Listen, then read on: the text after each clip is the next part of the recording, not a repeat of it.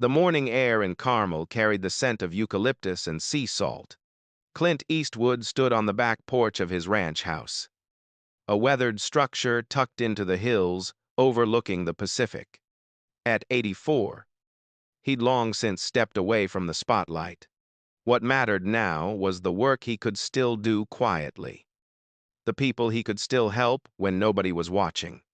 He'd just returned from a veterans charity event in San Francisco the night before. Inside, his coffee had gone cold. He'd been standing there longer than he realized, watching the fog roll in from the coast. That's when his phone buzzed on the railing beside him. An unfamiliar number. He picked it up. "Yeah," he answered, his voice gravelly. "Mr. Eastwood?" The voice was polished, professional. "My name is Michael Reynolds. I represent Benny Hinn Ministries. Pastor Hinn has requested a private conversation with you." "Sir." Clint's jaw tightened slightly. Benny Hinn. The name wasn't unfamiliar. For decades, Hinn's face had been plastered across religious television. His crusades drawing tens of thousands. His promises of miraculous healings making him both beloved and controversial. Clint had seen the clips, the theatrics, the grand gestures, the elaborate productions. It all felt like performance rather than something sacred. Clint's own faith was different. He believed in God, prayed regularly, read scripture when the mood struck. But it was private. He didn't need a stage to talk to the Almighty. Faith was something you lived, not something you advertised. "What does he want?" Clint asked carefully. He didn't provide specifics. Michael replied, "Only that he's been following your work and has been deeply moved by how you've expressed your beliefs. He said it's a personal spiritual matter. Urgent." Clint let the silence hang. Why would a man like Benny Hinn want to talk to someone like him? "I'm not interested in being part of a show," Clint said flatly. "I understand. Sir, this isn't about publicity. Pastor Hinn specifically requested that the meeting be private. No cameras. No staff. Just the two of you." Clint turned, leaning against the railing, his eyes narrowing. There was something in the man's voice that sounded genuine. That didn't mean he trusted it. "Where and when?"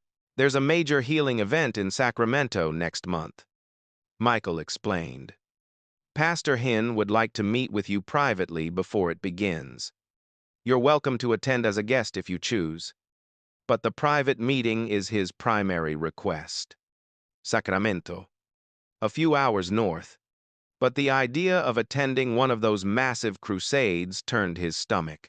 Thousands of people desperate for something they thought only Benny Hinn could give them. "Tell him I'll come for the meeting," Clint said decisively. "Just the meeting. I'll decide after that if I stay.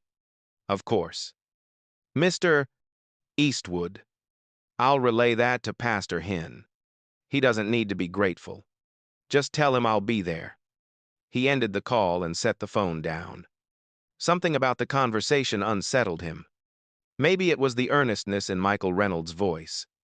Maybe it was that a man as famous as Benny Hinn would reach out to someone who'd spent 2 decades avoiding exactly the kind of attention Hinn thrived on. Or maybe it was something deeper. Clint had learned to trust his instincts. That quiet voice that spoke when things didn't add up. And right now, that voice was telling him this wasn't just another request for an appearance. This was something else. He walked back inside, sat at the kitchen table, and pulled out a worn leather journal. At the top of a blank page, he wrote a single line. "Lord, if you're in this, show me. If you're not, give me the sense to walk away." Over the next few weeks, Clint went about his routines. He worked on the property, attended Sunday service at a small chapel down the road, had lunch with old friends, and occasionally, late at night, he thought about that phone call, about what kind of man would seek out a private conversation under such unusual circumstances. He did some research. Articles painted Hinn as either a miracle worker or a charlatan, depending on the writer. Stories of healings. Stories of people who'd given their last dollar believing prosperity was one more offering away. Clint read it all critically, neither dismissing nor accepting any of it. People were complicated. Faith was complicated. He'd learned not to judge a man solely by what others said.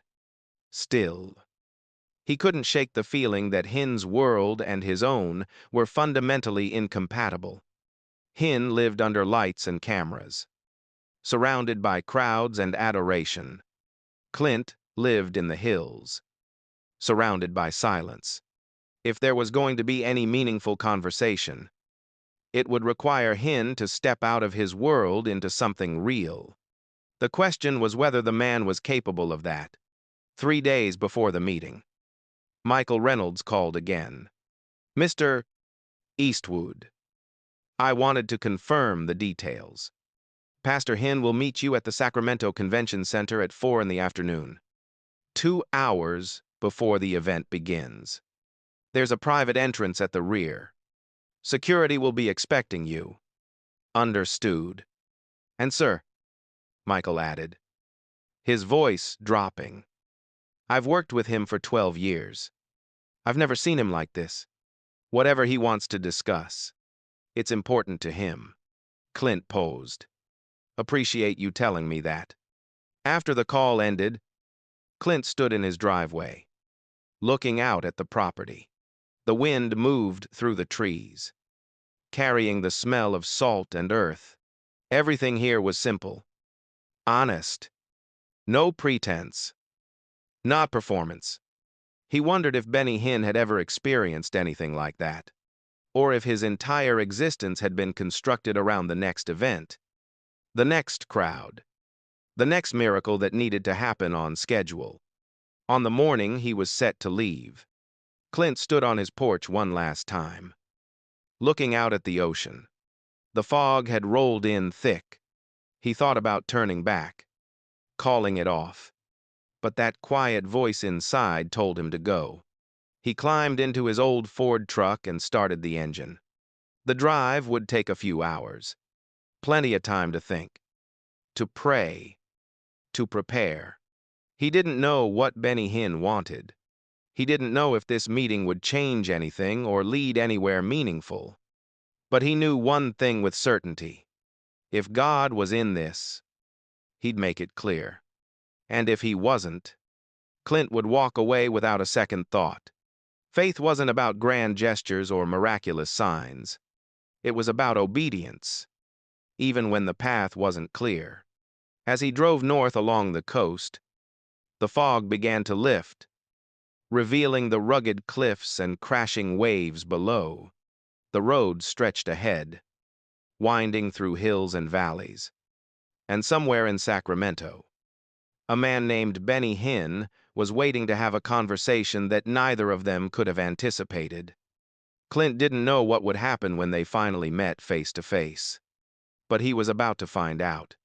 The Sacramento Convention Center loomed ahead like a cathedral of steel and glass, its massive structure dominating the downtown skyline. Clint pulled into the parking area and cut the engine. For a moment, he sat there, hands still on the wheel, taking in the scene before him. Workers moved in organized chaos, hauling equipment, testing sound systems, adjusting massive screens that would project Benny Hinn's face to every corner of the arena. Banners hung from the entrance, proclaiming messages of healing and hope in bold letters. Even from the parking lot, Clint could hear the hum of generators and the distant echo of a choir rehearsing inside. This was Benny Hinn's world. Spectacle, production, everything calibrated for maximum impact. Clint climbed out of the truck, straightened his jacket, and walked toward the rear entrance as instructed. A uniformed security guard checked his identification against a clipboard, then nodded toward a corridor leading away from the main hall. Mr. 2. Eastwood. This way, please. They're expecting you. The guard led him through a maze of hallways, past dressing rooms and equipment storage, away from the noise and activity. The deeper they went, the quieter it became, until finally they stopped at a heavy oak door marked private. The guard knocked twice, then opened it. Mr. Eastwood is here. Send him in. Came a voice from inside. Clint stepped through the doorway into a surprisingly modest room. No cameras. No lights. No entourage. Just simple furniture. A few chairs. A small table. And standing near the window with his back turned, dressed in an immaculate white suit, was Benny Hinn. The preacher stood with his arms slightly raised, palms open, eyes closed. His lips moved silently. He was praying. Clint recognized the posture, the stillness, whatever else the man might be. This moment at least seemed genuine. After nearly a minute, Benny slowly lowered his arms and turned. His face bore the unmistakable marks of age and exhaustion. Dark circles under his eyes. Lines etched deep around his mouth. This wasn't the confident figure Clint had seen on television. This was a man carrying weight. Benny's eyes opened, and when they met Clint's, something flickered there. Relief. Perhaps. Or maybe desperation. Mr. Eastwood. Benny crossed the room with measured steps, extending his hand. I cannot tell you how grateful I am that you came. Clint shook his hand. The grip was firm but not aggressive. You asked? I'm here. Please. Sit. Benny gestured to a pair of chairs positioned facing each other. Can I get you anything? Water. Coffee? I'm fine. They sat. For a moment, neither spoke. Benny seemed to be gathering himself, choosing his words carefully. Clint simply waited, studying the man across from him. I've watched many of your interviews over the years. Benny began, his voice softer than Clint expected. The way you speak about your beliefs. It's different. You don't perform it. You don't sell it. You just live it. Clint said nothing. I've been in ministry for 40 years. Benny continued, looking down at his hands. I've preached to millions, traveled the world, built an organization, and yet... He paused, struggling with something. Last year, I had a heart attack, a severe one. The doctors weren't certain I would survive. He looked up, meeting Clint's gaze directly. When you're lying in a hospital bed at 3 a.m, connected to machines, unable to sleep, your mind goes places it normally doesn't. I started thinking about my life. All of it. The crusades, the offerings, the promises I've made, the lifestyle I've lived. Benny stood and walked to the window overlooking the arena floor below. From this vantage point, they could see the stage being assembled, the thousands of empty seats waiting to be filled. Look at all this, he said quietly. Everything I've built. And I found myself asking a question I couldn't escape. He turned back to face Clint. If I had died in that hospital, and I stood before Jesus Christ, would he look at me and say, well done, good and faithful servant? Or would he say something else? The question hung in the air like smoke. Clint watched Benny's face, looking for signs of manipulation, of performance. But what he saw instead was genuine anguish. And did you find an answer? Clint asked simply. Benny's voice dropped to barely above a whisper. I'm terrified that I don't know. After 40 years of ministry, I'm terrified that I don't actually know. He returned to his chair, sitting heavily as if the confession had drained something from him. I've read about your life, Mr. Eastwood, how you've lived. You don't make a show of your faith, but it's there in everything you do. The way you help veterans quietly, the way you speak about values and principles. You carry your belief like a man who actually knows what he believes and why. Benny leaned forward slightly. When I look at you, I see something I'm afraid I've lost. Something real. Something without all the noise. He gestured vaguely toward the arena beyond the walls. All of this out there. It's noise. Spectacle. But what is it actually for? Who does it actually serve? Clint remained silent for a long moment, letting the words settle. Then he spoke, his voice measured and calm. I'm not a preacher. I know. I'm not a theologian or a spiritual authority. I know that too. I'm just a man who tries to do what's right, who tries to be obedient to what God asks. That's all I've ever tried to be. Benny nodded slowly. Maybe that's exactly why I needed to talk to you. Everyone around me has an agenda. Everyone wants something from me, or they want me to be something specific. But you, he paused, you don't need anything from me. You don't want anything from me. That's rare.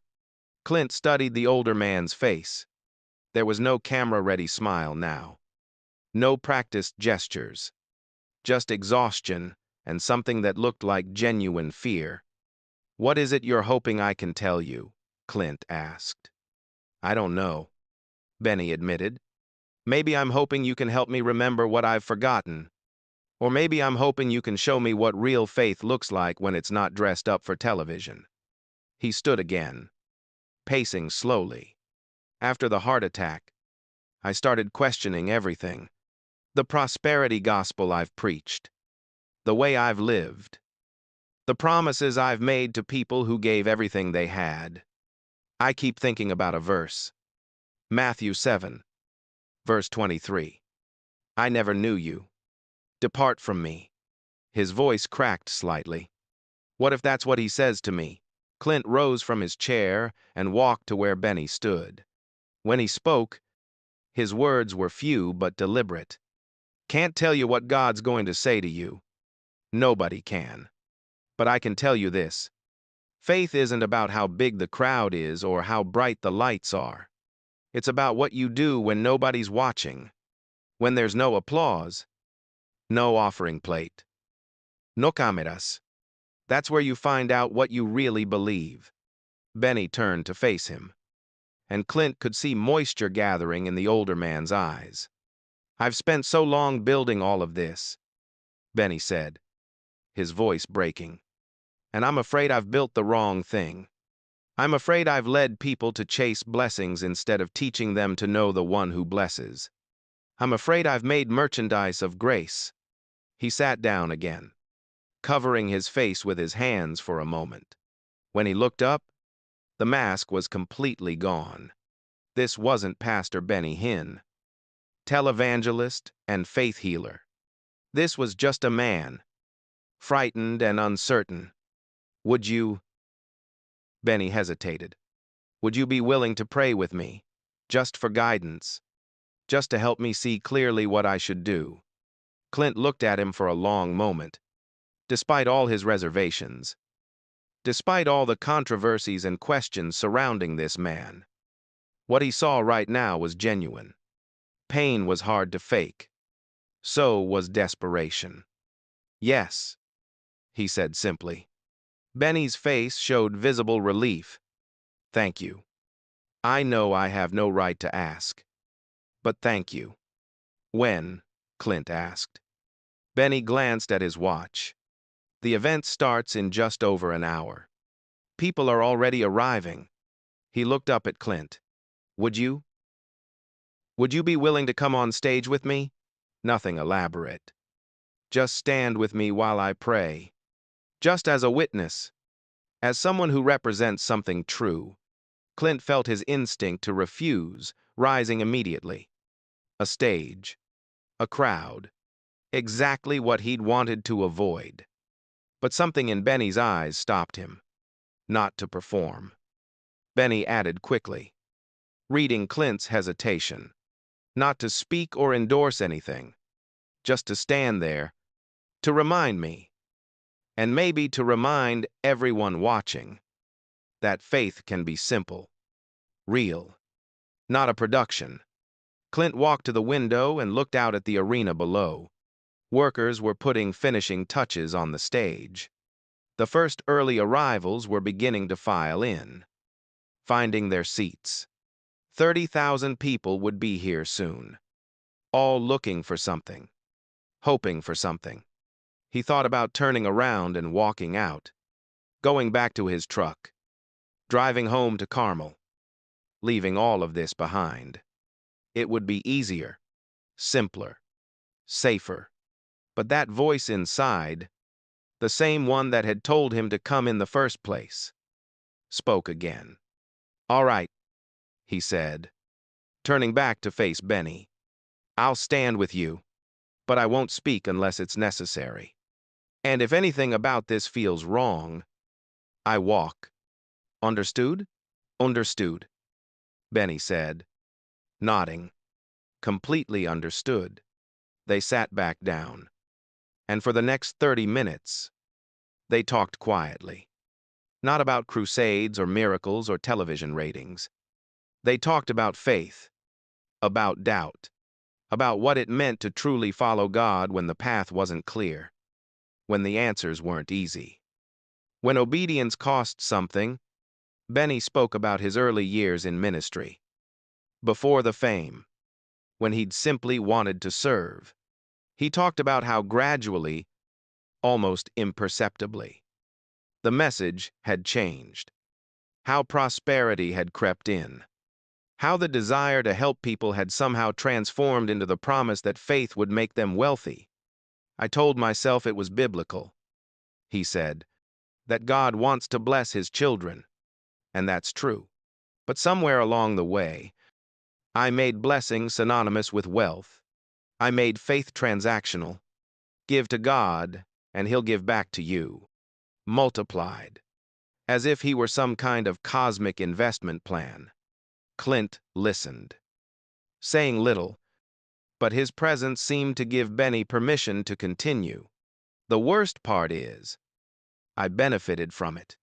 The private jets, the mansions, the lifestyle. I told myself it was evidence of God's favor.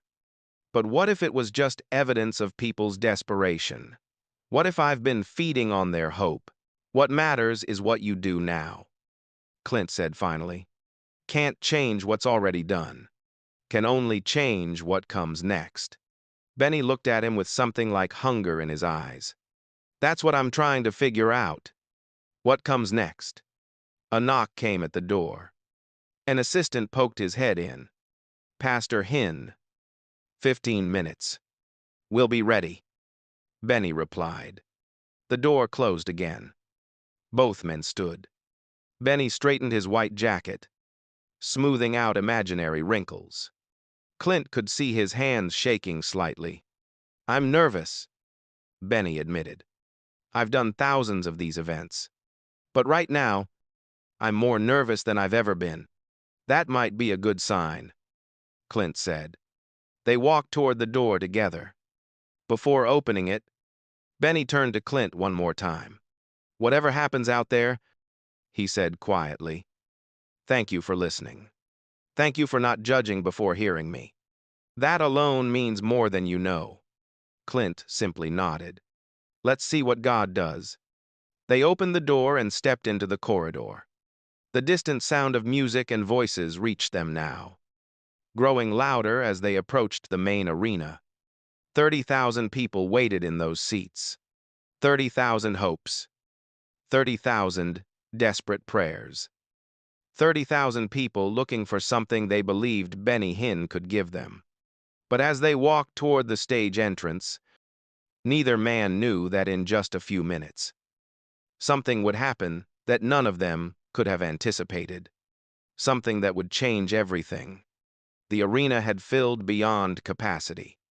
Every seat was taken, and people lined the walls, sat in the aisles, stood wherever space allowed. The energy in the room was palpable, a mixture of anticipation and desperate hope that seemed to pulse through the air like electricity.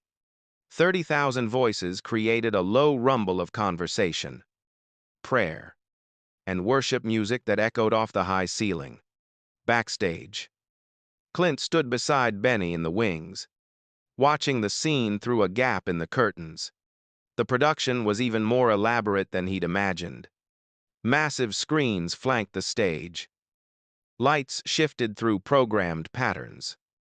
And a full worship team played contemporary Christian music with professional precision. This wasn't a church service. It was a concert. A spectacle. Second thoughts? Benny asked quietly, noticing Clint's expression. Just observing. Benny nodded slowly. I know what you're thinking. And you're right. This is everything I was talking about. The noise. The production. The show. He paused. Maybe that's why this moment matters. Maybe it's time for the noise to stop. A stage manager approached. Headset in place. Clipboard in hand. Pastor Hinn. We're ready when you are. 2 minutes. Benny took a deep breath, straightened his white jacket one more time, and turned to Clint. You don't have to do this. You can still walk away. I won't think less of you. Clint looked at him directly. I said I'd stand with you. That's what I'll do. Something like relief crossed Benny's face. Then let's go. The worship music reached a crescendo, then began to fade. The lights dimmed throughout the arena, leaving only the stage illuminated. A voice boomed over the sound system. Ladies and gentlemen, please welcome Pastor Benny Hinn. The crowd erupted. 30,000 people rose to their feet. Applause thundering through the space like a physical force. Benny stepped onto the stage, and the lights found him immediately, bathing him in white brilliance. He raised his hands in greeting, and the crowd's volume increased. Clint followed a few steps behind, staying in the shadows at the edge of the stage. But the cameras found him anyway, and suddenly his face appeared on the massive screens flanking the platform. A ripple of recognition moved through the crowd. Clint Eastwood. The whispers started, then grew louder. Benny lowered his hands, and gradually the crowd settled into their seats, though the energy remained electric. He walked to center stage, microphone in hand, and for a moment simply stood there, looking out at the sea of faces. When he finally spoke, his voice was different from what many expected. Quieter, more measured. Thank you for being here tonight, he began. I know many of you traveled great distances. I know many of you came with needs, with prayers, with hopes for something miraculous. He paused. I want to introduce you to someone. Someone I asked to be here, not because he's famous, though many of you recognize him, not because he has a ministry or a platform, but because he represents something I've been searching for. He gestured toward Clint, and a spotlight found him at the edge of the stage. This is Clint Eastwood. Some of you know his films, his work. But what you may not know is that this is a man who has lived his faith quietly, without cameras, without asking for anything in return. He serves veterans. He speaks about values and principles. He does what's right when no one's watching. Clint remained still, uncomfortable with the attention but unwilling to disrupt what Benny was trying to say. I asked him here tonight, Benny continued, because I needed to be reminded of what real faith looks like. Not faith that performs. Not faith that demands. Just faith that obeys. Faith that serves. Faith that's real. The crowd was completely silent now, hanging on every word. This wasn't the Benny Hinn they'd come expecting. Something had shifted. "I'd like to ask him to join me in prayer," Benny said. Not a prayer for miracles or money or blessings, just a prayer for truth, for guidance, for the courage to follow wherever God leads. Even when it's difficult. Clint walked forward slowly, his boots making soft sounds on the stage floor. When he reached Benny's side, the older man extended his hand. Clint took it. They stood there, two men from completely different worlds, joined by something neither of them fully understood yet. Benny bowed his head. "Would you lead us?" Clint hesitated only a moment, then spoke. His voice was rough, unpolished, completely unlike the practiced tones of professional preachers. But it was honest. "Lord," he said simply, "we're here asking for wisdom, for clarity, for the strength to do what's right, even when it costs something. Help us see clearly. Help us hear you above all the noise. Guide our steps." Amen. It wasn't eloquent. It wasn't lengthy. But something about its simplicity seemed to fill the massive arena with a weight that all the lights and music couldn't match. Benny kept his head bowed, Clint's hand still in his. The crowd waited, and then, without warning, something happened. Benny's body went rigid.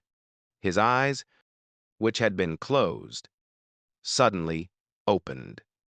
But the pupils rolled backward until only the whites showed. His grip on Clint's hand tightened painfully, and a sound escaped his throat. Something between a gasp and a cry. Clint felt it immediately. This wasn't performance. This was something else entirely. "Benny?" he said, his voice low but urgent. But Benny didn't respond. His body began to tremble. His knees buckled. And suddenly he was falling. Clint caught him, arms wrapping around the older man's torso, lowering him to the stage floor as gently as he could manage. Benny's eyes remained, rolled back, his body twitching slightly, completely unconscious. The arena erupted into chaos. People screamed. Others began praying loudly. Some stood frozen in shock. Stage crew rushed forward from the wings. The worship team stopped playing abruptly, creating an eerie silence broken only by the sounds of panic and prayer. Clint knelt beside Benny, checking for a pulse. It was there, strong and steady. But the man was completely unresponsive. Medical personnel pushed through the crowd of staff gathering on the stage, one of them carrying a medical kit. "Give us space," one of the medics ordered, kneeling beside Benny and immediately checking his vitals. Clint stepped back slightly but didn't leave. He could see the man's chest rising and falling regularly. Not a heart attack. Not a seizure. At least not like any he'd seen before. But something had clearly happened. The production crew had cut the live stream within seconds, replacing it with a technical difficulties message. The cameras stopped rolling. The screens went dark. But the 30,000 people in the arena couldn't be shut out. They watched in stunned silence as the medical team worked, as minutes ticked by with agonizing slowness. 3 minutes passed. Then 4. Then 5. Clint stood there, arms at his sides, watching, praying silently. He'd caught the man when he fell, but he had no idea what had actually happened or what was happening now. All he knew was that something profound had just occurred, something beyond his understanding or control. Around the 6-minute mark, Benny's eyes suddenly closed. then slowly opened again. This time, the pupils were visible, focused. The medical technician leaned in close. "Pastor Hinn, can you hear me?" Benny nodded weakly. "Yes." "Do you know where you are?" "Sacramento." His voice was barely a whisper.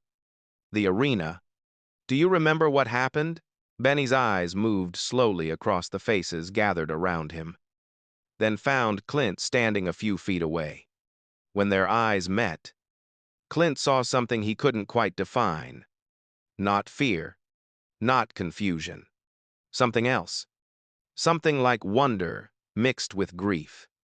"I remember," Benny said quietly. "I remember everything."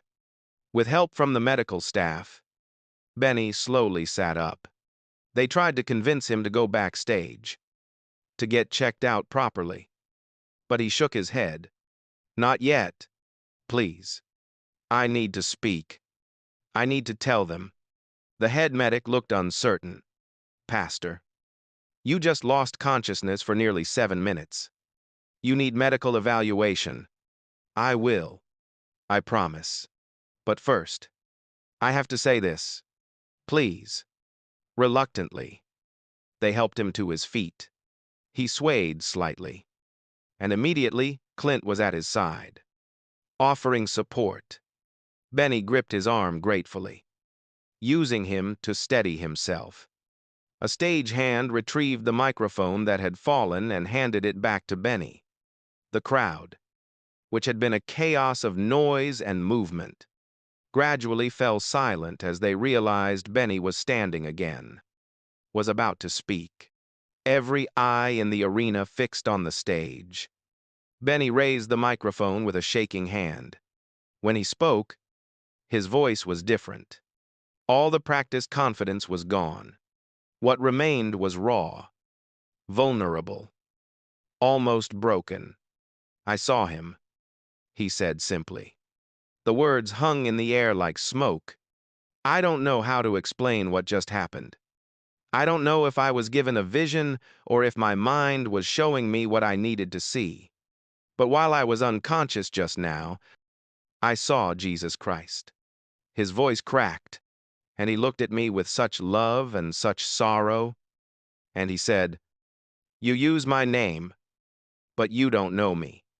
Tears began streaming down Benny's face, but he didn't wipe them away. He showed me everything. Every crusade, every promise I've made, every dollar I've taken in his name. And he showed me the faces of people who gave everything they had because I told them faith would make them prosperous. People who needed hope and healing and instead got a transaction, a formula. Seed faith and harvest blessings. As if God were a slot machine. His voice grew stronger, though the tears continued. "I've been wrong. For years, I've been wrong. I've taken the gospel and turned it into something he never intended. I've made merchandise of grace. I've put a price tag on faith. And I've lived in luxury while telling people their poverty was because they didn't believe enough, didn't give enough." The arena was absolutely silent, 30,000 people barely breathing, unable to process what they were hearing. "I don't know what happens next," Benny continued, his voice shaking. "I don't know what this means for my ministry or my life. But I know I can't continue as I have been. I can't keep doing this. Not after what I've seen. Not after what he showed me." He turned slightly, looking at Clint, who still stood beside him, steady and silent. "This man," Benny said, gesturing to Clint. "He didn't do anything extraordinary just now. He prayed a simple prayer, an honest prayer. And somehow, in that simplicity, in that honesty, God chose to reveal truth. Not to reward performance, not to validate spectacle, just to show me what I've become and what I need to change." Benny lowered the microphone for a moment, seeming to gather himself. When he raised it again, his voice was barely audible. I'm sorry. To all of you who trusted me, to all of you who gave when you couldn't afford to give, to all of you who believed my promises and found them empty, I'm sorry. I was wrong. And starting today, things will be different. I don't know how yet, but they will be different. He handed the microphone to a nearby crew member and nearly collapsed. Clint caught him again, supporting his weight. Medical personnel immediately surrounded them. This time, insistent. They needed to get Benny to a hospital, to run tests, to make sure whatever had happened hadn't caused lasting damage. As they helped Benny off the stage, the arena remained in stunned silence. No one seemed to know how to react. Some people were crying. Others sat in shock. Still others looked angry, betrayed, confused. Clint walked alongside Benny and the medical team, saying nothing but remaining present. As they reached the wings and moved into the backstage area, away from the crowd's view, Benny looked up at him. "Did that really just happen?" he asked weakly. "Yeah," Clint replied simply. "It did. What do I do now?" Clint was quiet for a moment as they walked. Then he spoke, his voice low and steady. "You meant what you said up there? Every word. Then you do what you said you'd do. You change. One step at a time. One day at a time." They loaded Benny into an ambulance that had been called to the venue. As the doors closed and the vehicle pulled away, sirens fading into the distance, Clint stood in the parking area alone. Around him, people were beginning to leave the arena, filing out in unusual quiet, everyone processing what they'd just witnessed. He walked back to his truck, climbed in, and sat there for a long moment. He thought about praying, but found he didn't have words. What had just happened was beyond his ability to understand or explain. He'd been standing there when it occurred, but he hadn't caused it. He'd just been present, a witness to something he couldn't fully comprehend. Finally, he started the engine and began the long drive back to Carmel. The road stretched ahead in the darkness, and somewhere in a Sacramento hospital, Benny Hinn was beginning a journey neither of them could have anticipated. Whatever came next, nothing would be the same. The media storm began within hours.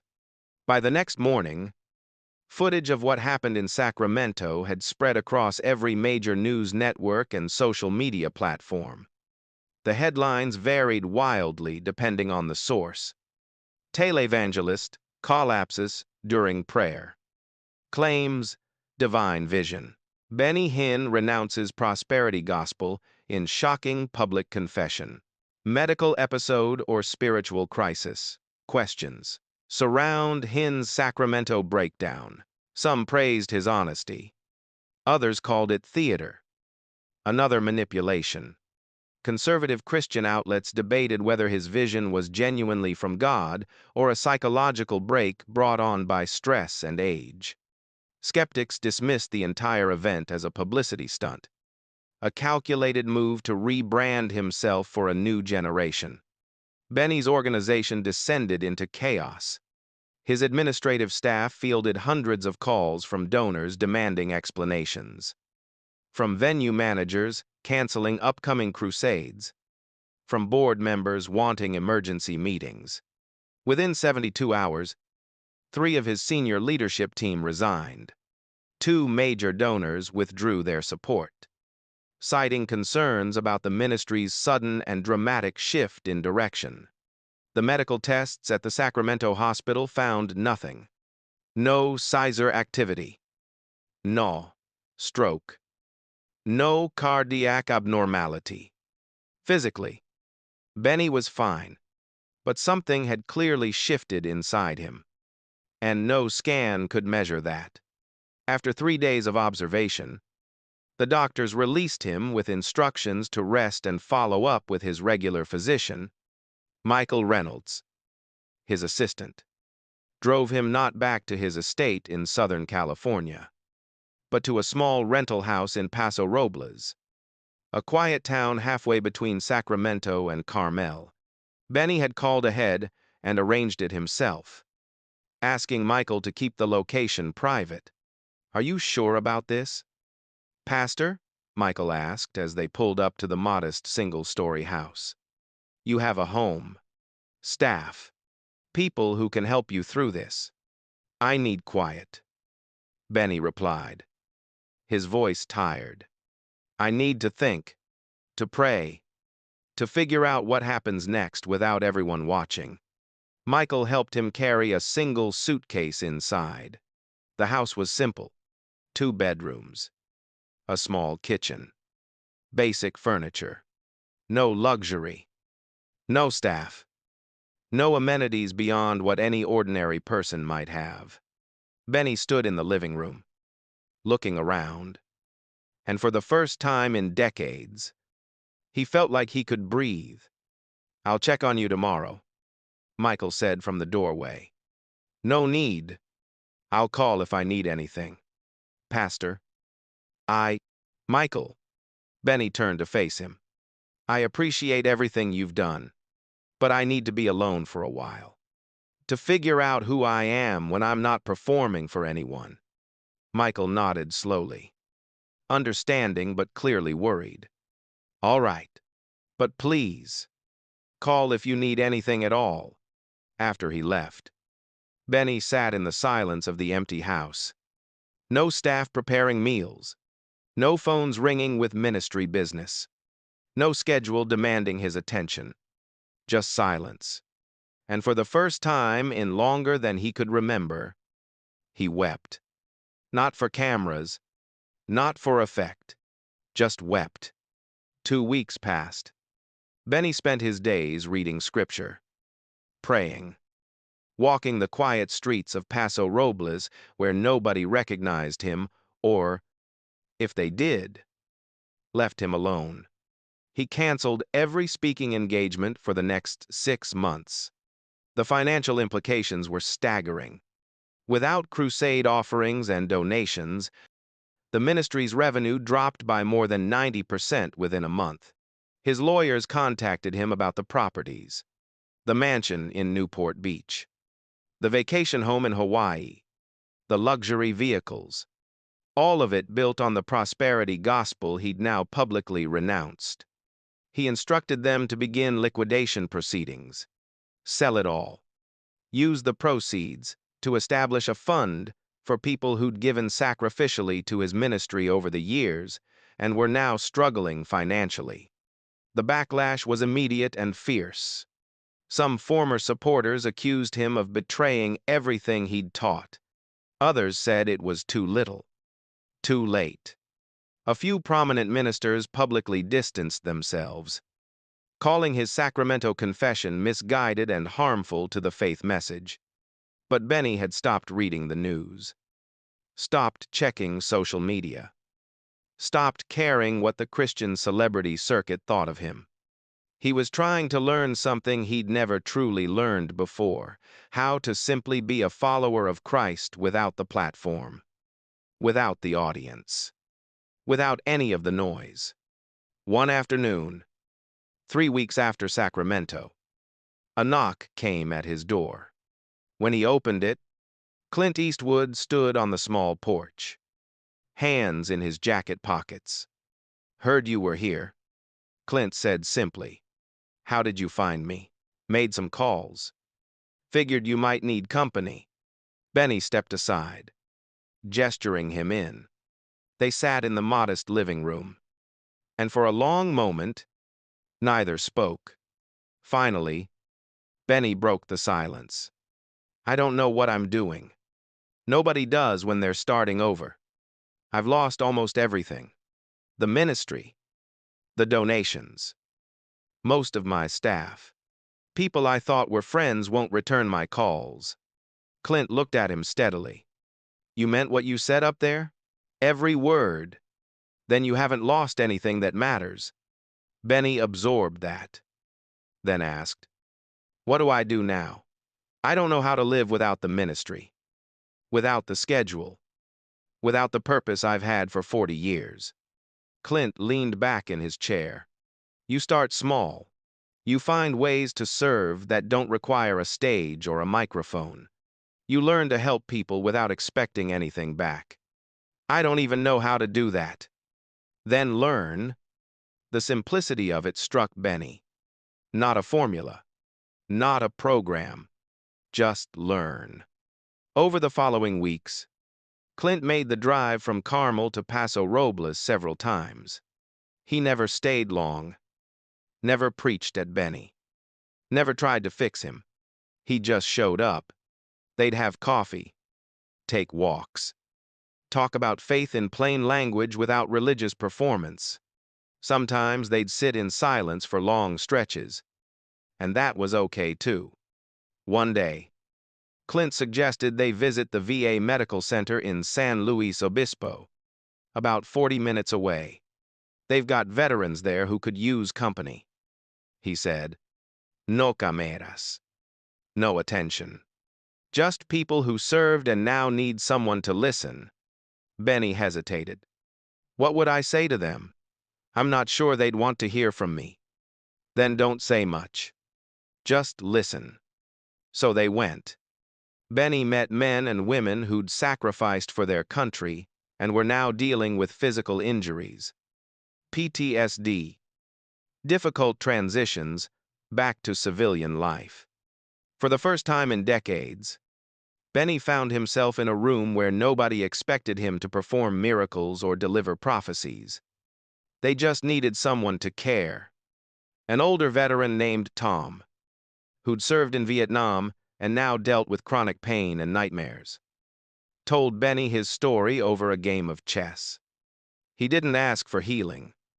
He didn't ask for money.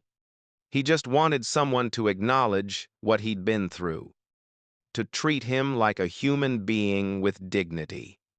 You're the preacher guy, aren't you? Tom asked, partway through their second game. Saw what happened in Sacramento on the news. Benny tensed, waiting for judgment or mockery. Instead, Tom nodded slowly. Takes courage to admit you were wrong in front of that many people. Most folks double down. You didn't. That simple acknowledgement meant more to Benny than any applause had ever meant. He started going to the VA center weekly, sometimes with Clint, sometimes alone. He'd play cards with veterans, help in the garden, listen to their stories. Nobody treated him like a celebrity. Nobody expected miracles. He was just Benny, a man trying to figure out how to be useful. Clint also introduced him to a local prison chaplain who welcomed volunteers. Benny began visiting inmates every other week. Again, no cameras, no production. Just conversations with men who'd made terrible mistakes and were trying to find redemption behind bars. One young inmate, barely 23, told Benny he'd grown up watching prosperity preachers on television. They made it sound like God was a vending machine. He said, like if you just believed hard enough and gave enough money, you'd get rich. When it didn't work, I figured either God was a liar or I wasn't good enough. So I stopped trying and made some real bad choices. Benny sat across from him in the prison visiting room, seeing clearly for the first time the damage his message had caused. I was one of those preachers, he said quietly, and I was wrong. God isn't a vending machine. He's not measuring your worth by your bank account. I'm sorry I ever taught that. The young man looked surprised, then nodded. Appreciate you saying that. Over the months, Benny learned lessons he'd somehow missed in 40 years of ministry. He learned that true service happened in ordinary moments, not under spotlights. He learned that people needed presence more than promises. He learned to sit with suffering without trying to fix it immediately, to value dignity over spectacle, to measure success by faithfulness rather than numbers. One evening, Clint sat with him on the small porch of the Paso Robles house, watching the sun set over the hills. "You're different," Clint observed. "I hope so. Quieter. Less certain about everything except what matters." Benny considered that. "I spent 40 years being certain about things I didn't actually know. Now I'm uncertain about most things except a few basics. Love people. Serve them. Follow Christ. Everything else is negotiable." Clint nodded approval. "That's growth. It doesn't feel like enough. There are people I hurt with my teaching. People who gave money they couldn't afford because I promised them blessings that never came. How do I make that right? You can't undo the past. You can only build a different future. One choice at a time. What if some people never forgive me? Then they don't. Redemption doesn't guarantee everyone will accept it. It just means you keep doing right regardless." Those words settled into Benny like seeds in soil. Difficult truths he needed to hear and accept. 6 months after Sacramento, Benny's life looked nothing like it had before. He lived in a small house, drove a used sedan, wore ordinary clothes. He spent his days serving at the VA center, visiting prisoners, occasionally helping at a local food bank. No stage, no microphone, no crowds chanting his name. His income came from the modest salary he paid himself from what remained of the ministry funds. Barely enough to cover basic expenses. The liquidation of his properties was nearly complete, and the restitution fund was being distributed to people who'd given sacrificially to his ministry over the years. Some nights, lying in bed in the small house, he'd think about everything he'd lost. The influence, the respect, the comfort. But he'd also think about Tom at the VA center, about that young inmate, about the quiet moments of real connection he was experiencing now. And he realized he was happier, more at peace, than he'd been in decades. Clint continued to check in regularly, though not intrusively. He'd show up unannounced every few weeks, and they'd have coffee or take a drive. He never said much, but his presence communicated something important. "You're not alone in this." One day, as they sat in a small diner having lunch, Benny asked, "Why did you keep coming back? You could have walked away after Sacramento." "Most people did." Clint took a sip of coffee, considering the question. "Because walking the path is harder than talking about it. Figured you could use someone who understood that." "I'm grateful. More than I can say. Don't need to say it. Just keep walking." But despite the progress, despite the peace he was finding in this simpler life, Benny knew the hardest part was still ahead. There were specific people he'd hurt, specific wrongs he'd committed that required more than just changing his lifestyle. There were conversations he needed to have, to amends that needed to be made, and he wasn't sure he was ready for them. But they were coming, nonetheless. 3 years had passed since Sacramento. 3 years of quiet living, humble service, and learning what faith looked like without the spotlight. Benny had settled into a rhythm in Paso Robles that bore no resemblance to his former life. The mansion was sold. The private jet was gone. The staff, the entourage, the production crews, all of it had dissolved like mist in morning sun. What remained was a man learning to live simply, to serve without expectation, to measure his days not by crowds or offerings but by small acts of genuine care. He still visited the VA center weekly, still met with inmates every other week, still helped at the food bank when they needed extra hands. And gradually, he'd begun something new. In a small office space above a hardware store on Main Street, Benny had opened what he called a listening room. It wasn't a church. It wasn't even officially a ministry. It was just a place where pastors, ministry leaders, and church workers who were struggling could come and talk without judgment, without performance, without pressure. Word had spread quietly through networks of burned-out ministers, young pastors drowning in expectations, worship leaders exhausted by the machinery of modern church productions. They'd show up at odd hours, sit in the modest room with its simple furniture and single window overlooking the street, and Benny would listen. Just listen. He didn't offer formulas. He didn't promise breakthrough. He just shared his own story of getting it wrong, of building the wrong thing for the wrong reasons, and of trying to learn what actually mattered. Sometimes Clint would be there too, sitting quietly in the corner, offering his own perspective when asked, but mostly just being a steady presence. If I can stop one person from making the mistakes I made, Benny told Clint one afternoon, then maybe this life means something after all. But not everyone was impressed by his transformation. Not everyone believed it was genuine. And not everyone was willing to forgive. The knock came on a Tuesday morning, 3 years and 2 months after the Sacramento event. Benny had just finished making coffee when he heard it. He opened the door to find a woman in her early 50s standing on his porch, her face weathered by time and hardship, her eyes carrying a weight that spoke of old wounds. Patricia? The name came to him suddenly. A memory from 15 years ago. Patricia Hendricks. She'd been on his ministry staff, working in administration, until she dared to question his prosperity teachings publicly in a staff meeting. He'd fired her the next day. "I wasn't sure you'd remember me," she said, her voice flat. "I remember. Please, come in."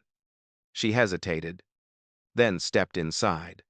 Benny gestured to the small living room, but she remained standing, arms crossed defensively.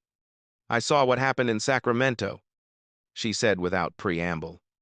"Read about your transformation, about how you're living simply now, serving people, trying to make amends."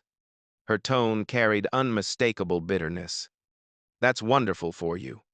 Benny said nothing, sensing she'd come here with something she needed to say. "Do you remember why you fired me?" Patricia asked. "Yes. You challenged my teaching. You said I was turning the gospel into a transaction.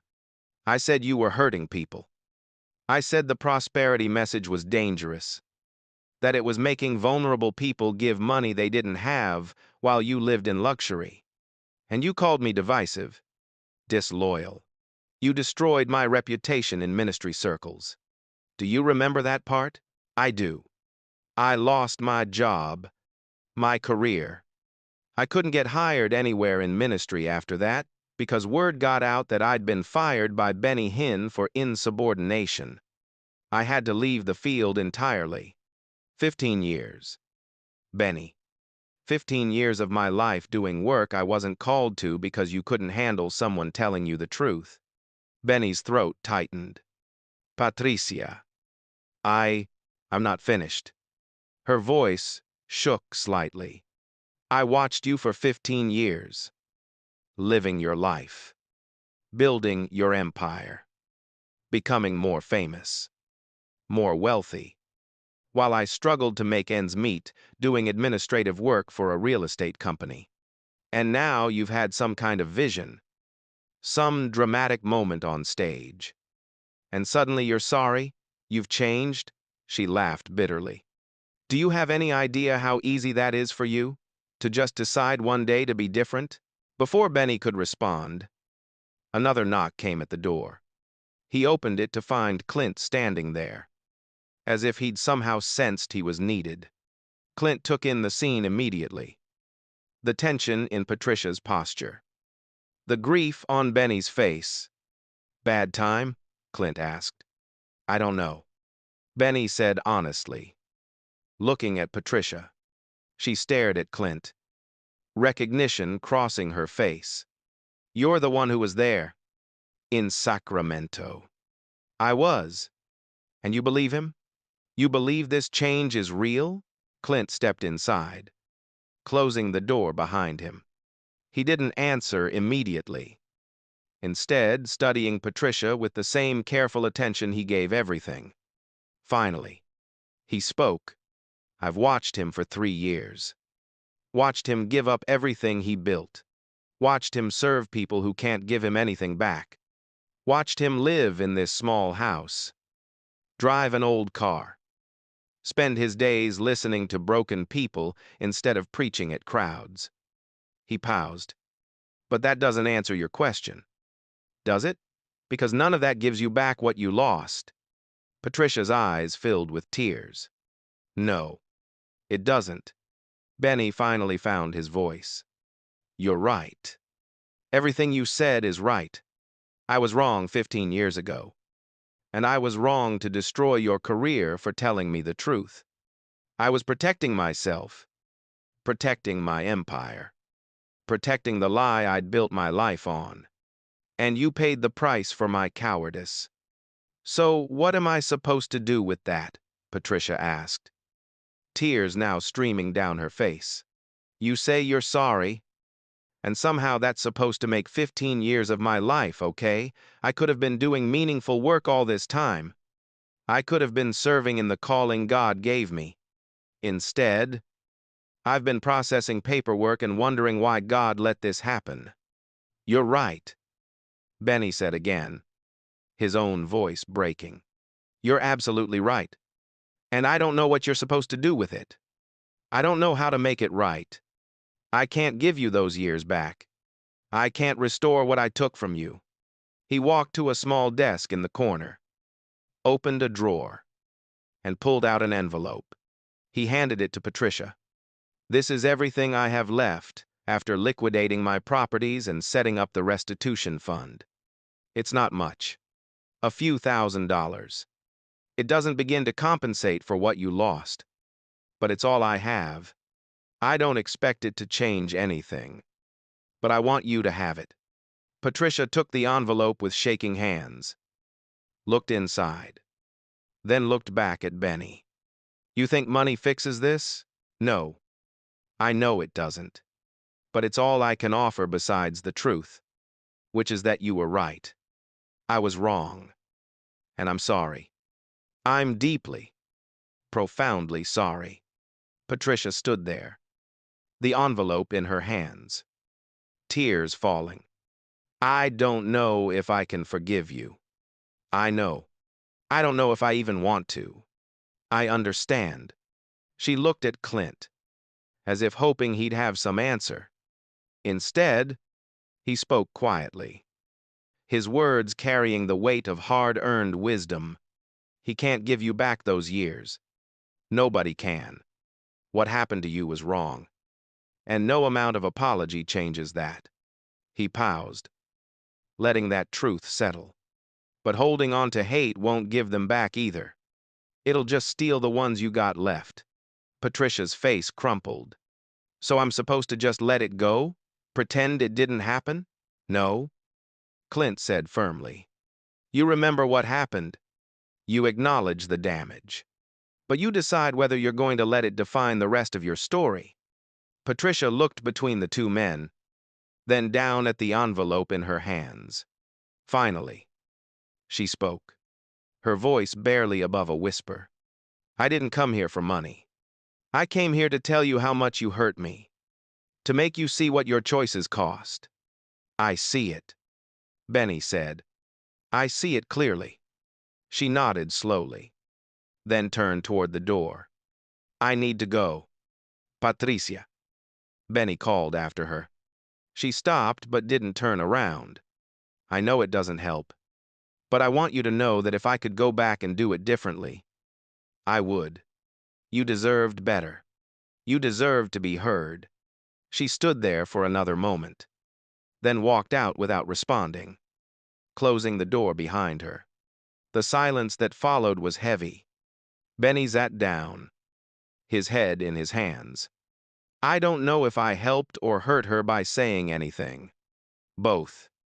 Probably. Clint said, sitting across from him. Truth usually does both. She has every right to hate me. She does. And she has every right to keep that hate or let it go. That's her choice now. You did what you could. It's not enough. It never is. Clint said simply, redemption don't guarantee everyone accepts it. It just means you keep doing right. Even when it costs you everything, and nobody thanks you for it. Benny absorbed that, letting the hard truth settle into his bones. 12 months passed. Benny heard nothing from Patricia and didn't expect to. He continued his work, his small acts of service, his listening room above the hardware store. Young pastors continued to come, tired and questioning. And Benny continued to listen, to share his failures honestly, to encourage them to measure their ministries by faithfulness rather than numbers. Then one afternoon, a letter arrived. The return address was Patricia's. Benny's hands shook as he opened it. The letter was short. Benny, I'm writing to tell you that I'm beginning to find peace. Not because I've forgotten what happened, but because I'm choosing not to let it control me anymore.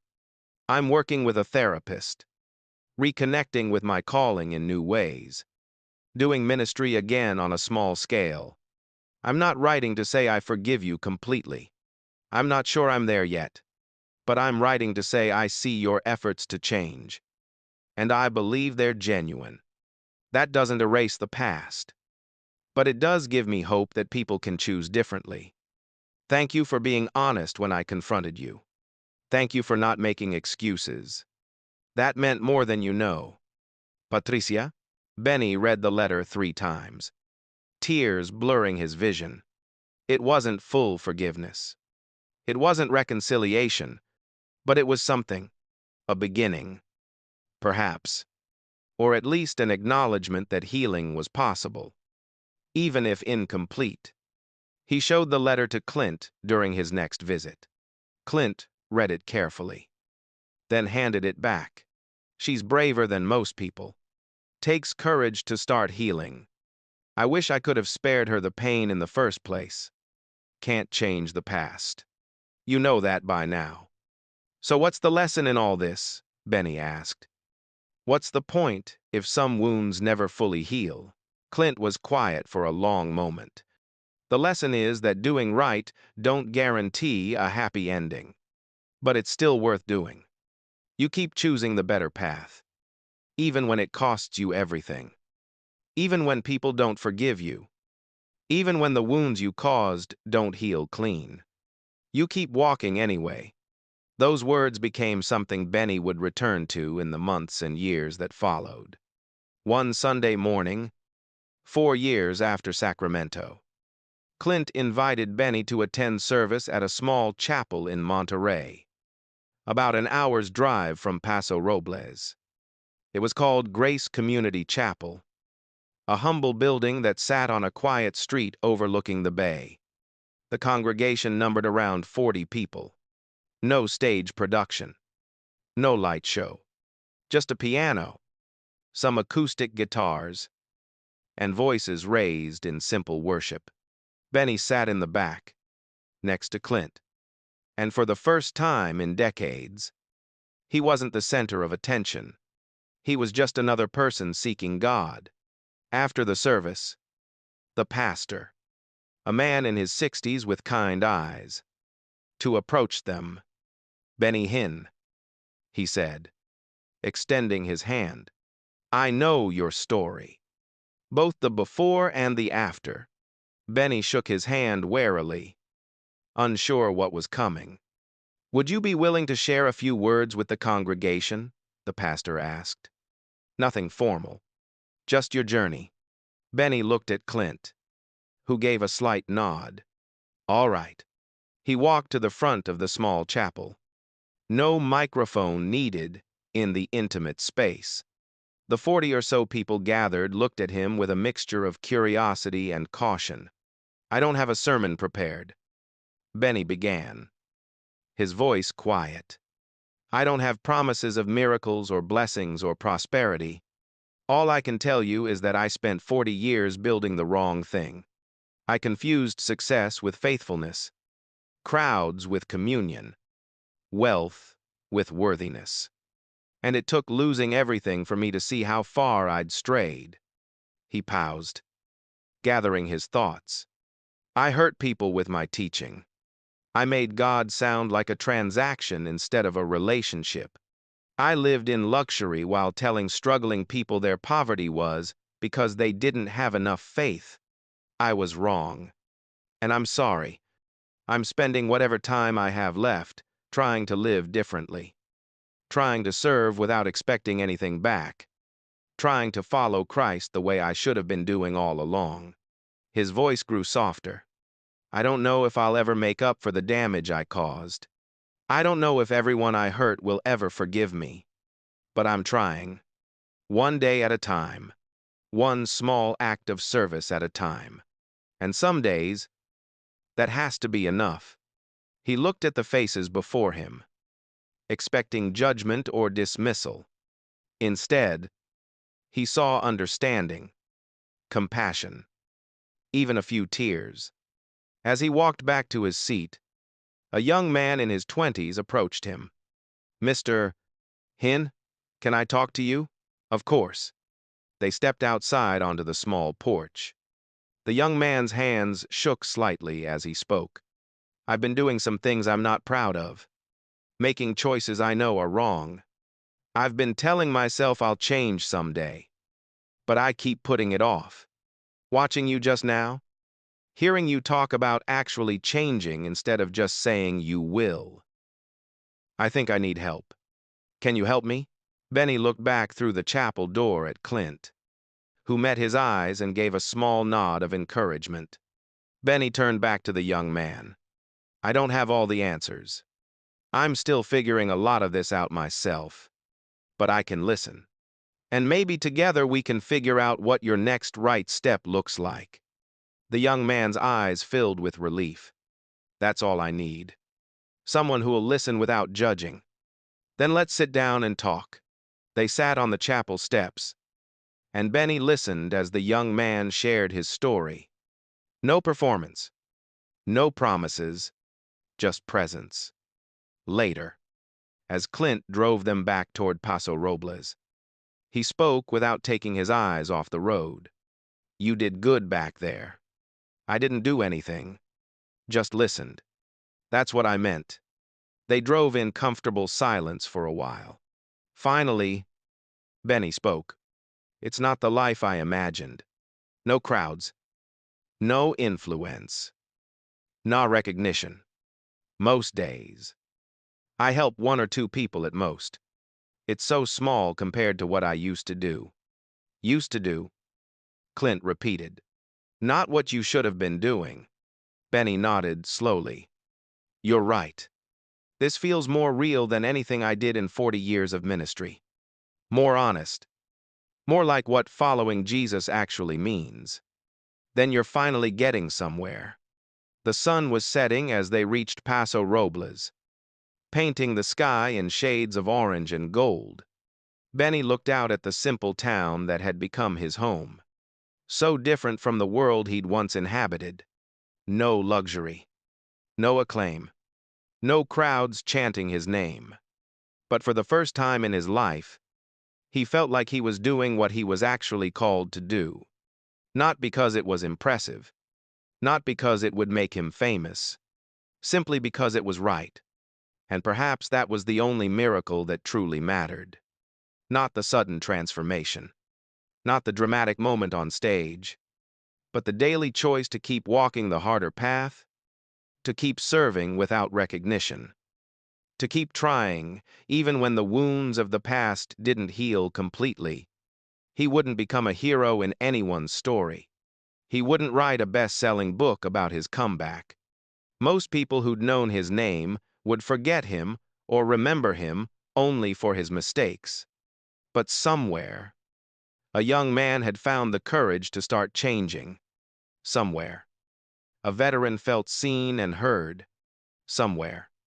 A burned-out pastor found permission to be honest about his struggles. And somewhere, Patricia Hendricks was learning to heal. It wasn't a perfect ending. It wasn't even a particularly happy one. But it was real, and it was enough. As Clint dropped him off at the small house, Benny stood in the doorway for a moment, watching his friend drive away. Then he went inside, made himself simple dinner, and sat with his Bible, reading not to prepare a sermon, but simply to hear what God might say to a man who'd finally stopped performing. The road ahead would continue to be difficult. Some people would never forgive him. Some wounds would never fully heal. Some relationships couldn't be restored. But tomorrow, he'd wake up and make the same choice again. To serve, to listen, to love without expecting anything in return. To follow Christ, not in the spotlight, but in the shadows where real faith had always lived. And maybe, just maybe, that would be enough.